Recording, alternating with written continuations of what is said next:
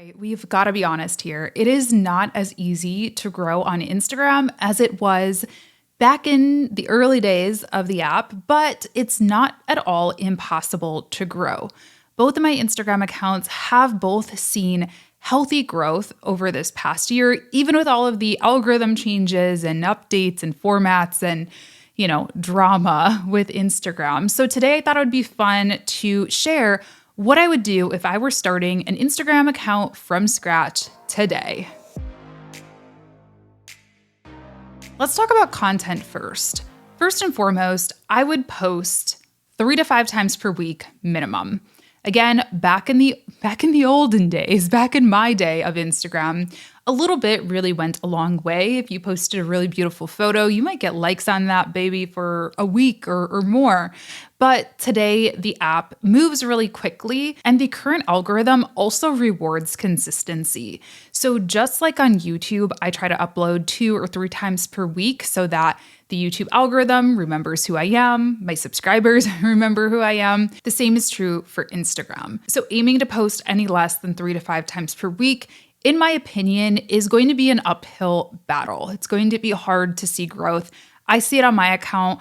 I am not perfect on my Instagram account at the Latasha James. I definitely don't post 3 to 5 times per week right now, but I have an audience built up already. So that definitely helps. But when I do post, that's when followers come in. And I don't know if it's that they're finding me through these new posts or if just something in the algorithm, like Instagram just shakes people. I don't know how it works, but I do know that if I'm not posting, usually my follower growth isn't really growing. I would also, in the beginning, focus on savable and shareable content.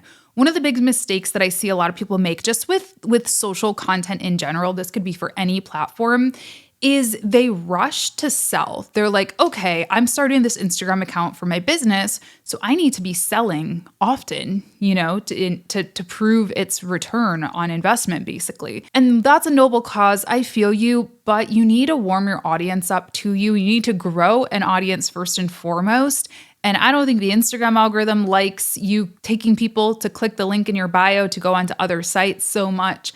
And I don't think your audience is going to like this brand new Instagram account just spamming them with the links to buy stuff. So you really need to focus on awareness and engagement first. So focus on things that are savable and shareable. Some things that are savable and shareable are like graphics, for example. Now, this doesn't work for everybody, of course, but just some things that I see in my feeds, graphics, nice like words or infographics, things that you can slide through and kind of get a lesson out of just this one Instagram post. I need to do better about infographics, but I do post quite a few of them on the Online Business Launch Lab account. We'll just kind of share a quick how-to or maybe some of our favorite books, things like that just get people to swipe, almost read like a little mini blog post. Some other things, of course, are Reels. Reels are kind of Instagram's take on TikTok on that viral content trend. So if you can make people laugh, if you can inspire people, if you can entertain people and do that so well that they want to share it with their friend, then you're going to be in a really good spot because 1, that's a signal to the algorithm. 2, that's another set of eyeballs that just got a DM with your post in it. So those things all help grow your audience. Now, speaking of Reels, if we want to go back to that posting frequency, 3 to 5 times per week is what I'd recommend.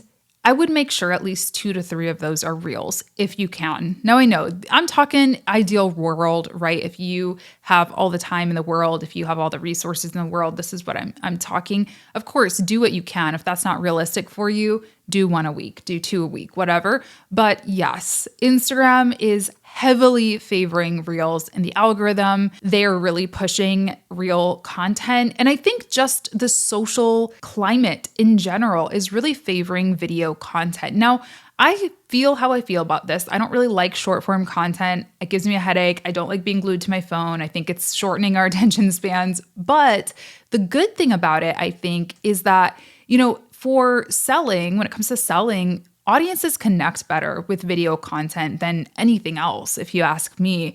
And so it can be a really great way to show off your product, to talk about, your expertise, if maybe you're a service provider, or showcase other happy customers. There's a lot that you can do that is just more compelling and more interesting than, writing a post about it or taking like a picture of a piece of jewelry, for example. Showing that in a reel is just so much more fun and engaging. Now, when we're thinking about content as well, I would also create series or reoccurring themes on my Instagram.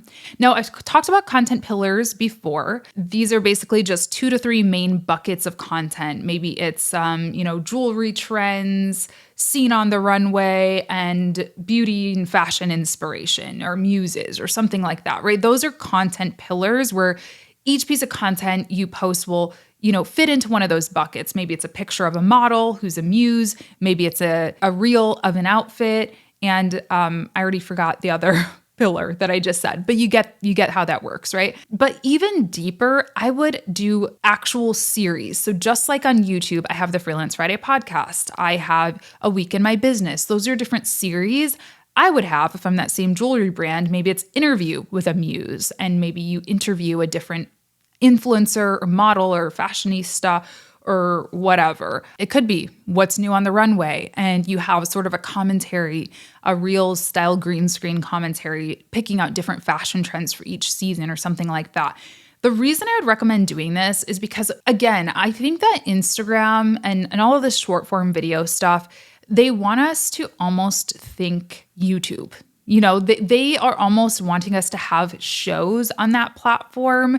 And again, audiences respond to this really well also. If they know you as that company who does the runway commentary, they're going to come back. They're going to get in that habit of looking, every time they see a new fashion show, they're going to come to your account for your commentary on it. So as opposed to just kind of like freestyling and doing a different thing every time, it kind of gives your audience a bit of whiplash. They don't really know what to expect. You all know on this YouTube channel, you can look forward to this podcast every single Friday and on the podcast platforms, of course. So you kind of know what to expect, even if maybe my Monday and Wednesday videos are a bit of a freestyle.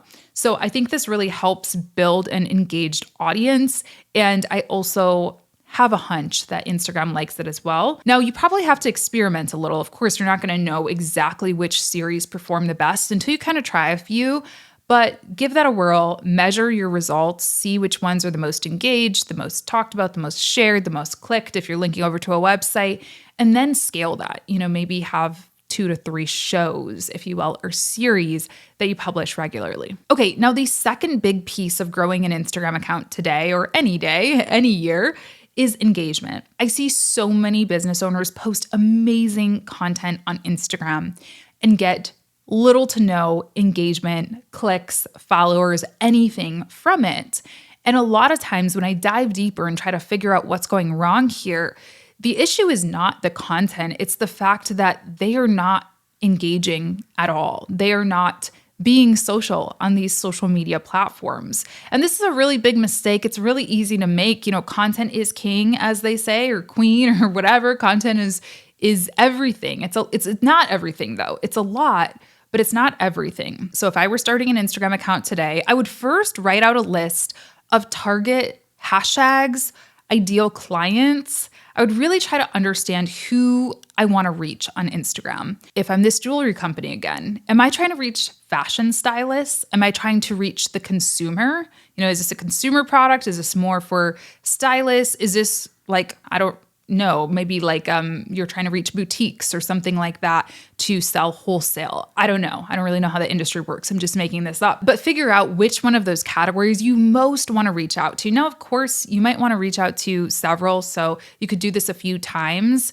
and have a few different engagement sessions per day, one where you reach out to target customers, one where you reach out to stylists, things like that. But write out a list of your archetypes, of your ideal clients, who you're trying to reach with your Instagram.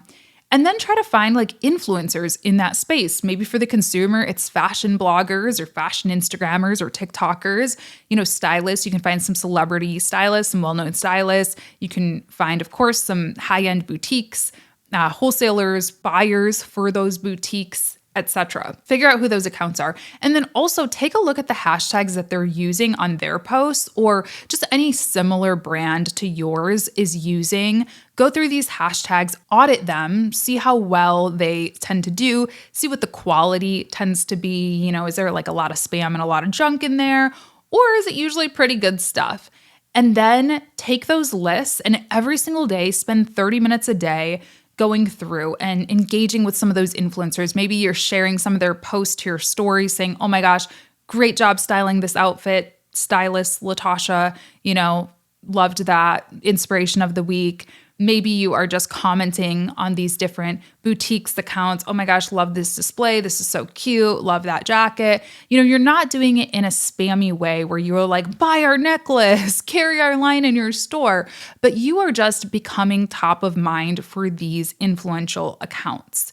And of course, the goal is that you kind of make friends, make Instagram friends, if you will, with them. They follow you back. They investigate, they see the link in your bio, they see what you're selling and they buy it, or they reach out, or they do whatever it is that you need to do. So meaningful interactions is key here. This is not heart eye emoji. This is not spamming. This is not using automation tools. Listen, I'm sure there are some out there that are legit and that work, but I haven't really found any. This is a manual game. And I think even spammy stuff aside, I think that having it be a manual game is important if you want to build those real manual, connections. Authentic connections don't come from a bot. They come from you and your actual feelings, emotions, and interactions. And then lastly, I think we focus a lot on content, like I already mentioned, specifically reels. We're like, all right, we got to do reels. But we don't want to forget about stories. Stories are a really easy, quick way to connect with your audience. It doesn't take a lot of resources to hop on camera, selfie style, and just say, hey, I'm in the warehouse today. I wanted to show you a couple new receipts before we put them onto the website. Something as simple as that can, one, give people kind of a reason to follow your stories, because maybe they're getting a behind the scenes, they're getting a first look, they're seeing how the sausage is made, if you will. But it's also a great place to get customer feedback, do market research. I use my stories all the time to create polls. I ask you all questions like, what do you want to see next? What videos do you want to see? What type of courses should I develop next? What problems are you having in your business so I can try to help you figure them out? I ask questions all the time. I'm probably annoying to my audience, but it's really fun and it really does help me. Of course, it's not super scientific. It's not like a controlled group or anything, but it does at least give me an idea of the people who are watching my stories, which tend to be the people who are the most engaged and the most likely to purchase my products. So use stories every day. I think it's just such a great way to connect with your audience. And again, if you can't make that 3 to 5 time post quota per week, at least if you're doing a daily story, it's still telling Instagram, I'm alive and well. I am here. I'm trying to engage with people. I want to have conversations. And your account is not just completely dead. So it's really easy to do. At minimum, you can share those reels that you create every week or share your post into your story. Or again, like I said, use this as a part of your engagement strategy. Share a stylist as your, muse of the week or whatever equivalent that's going to be for your business. Share a fun quote or, a fun infographic from another account that's not a competitor, but maybe that's in a parallel industry. For example, I talk to a lot of social media managers. That's not all that I talk to, but that's most of my expertise. So I might share graphic design tips because social media managers have to know a little bit about that. I might share email marketing tips into my story, things like that are going to not necessarily be competitors of me, but that are just going to be supplemental information that maybe I can't necessarily give my audience myself. Okay, so let me know how Instagram is going for you. Are you struggling? Is it hard for you to grow right now? Are you in a season where maybe things are starting to look up? I would love to hear a little bit about your experiences. If you're watching on YouTube, please use the comment section and let me know how it's going for you. Also, just say, hey, I love hearing from you. If there's any content you want to see on the podcast in the future, feel free to drop that down there as well. And if you're on the podcast platforms, if you wouldn't mind leaving me a rating and review, I want to say thank you to this one for leaving me a lovely review. It means a lot. And I think that's it for today's episode. Short and sweet. I hope it was helpful, and I'll talk to you in the next one. Bye.